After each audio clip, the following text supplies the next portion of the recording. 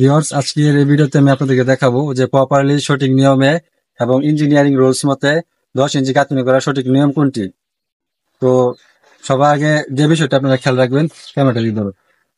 সবার আগে যে বিষয়টা খেয়াল রাখবেন, তো বিষয়টা হলো যে দেখবেন যে 10 ইঞ্চি ইটের যে গাঁথনির যে জয়েন্টটা, এই জয়েন্টটা ঠিক আছে কিনা। ঠিক আছে, এই জয়েন্টটা যাতে কাটা না পড়ে সেদিকে লক্ষ্য রাখবেন।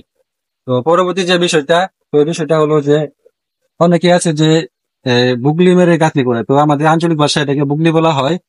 তো বুকলি করা গাঁথনির আসলে নিয়ম নাই। তো এভাবে 12 মিলি অর্থাৎ হাফ ইঞ্চি ফাঁকা রাখতে হবে একটি ইট থেকে আরেকটি ইট পর্যন্ত। আর এখানে মশলার যে থিকনেস বা মশলা আপনার যে ভাঙতে হবে বালুটা, তো এই বালুটা ভাঙতে হবে 12 মিলি হাফ ইঞ্চি। আর আরেকটা বিষয়, একটু ক্যামেরাটা এদিকে ঘুরে আসুন, এদিকে এদিকে আসুন, এদিকে আসুন। আরেকটা বিষয়, অনেকে এই যে এভাবে এভাবে একটুখানি ইটের মধ্যে এভাবে গাঁথনি করে। তো আসলে এটা কিন্তু প্রপারলি সঠিক নিয়ম না। ঠিক আছে, তো সঠিক নিয়ম হচ্ছে এভাবে 12 মিলি আপনার ফাঁকা টাকা তারপর আলাদাভাবে জয়েন দিতে হবে। আর যদিও এভাবে যদি দেন, তো পুরাপুরি ইটকে এভাবে পুরাপুরি দিতে হবে। এভাবে পুরা ইট যাতে আপনার 12টা মেকআপ হয়।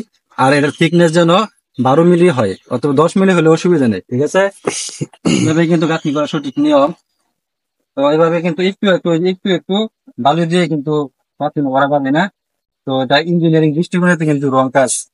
ঠিক আছে, আশা করি বুঝতে পারছেন। তো সবাই ভালো থাকবেন, সুস্থ থাকবেন, দেখা হবে অন্য কোনো ভিডিওতে।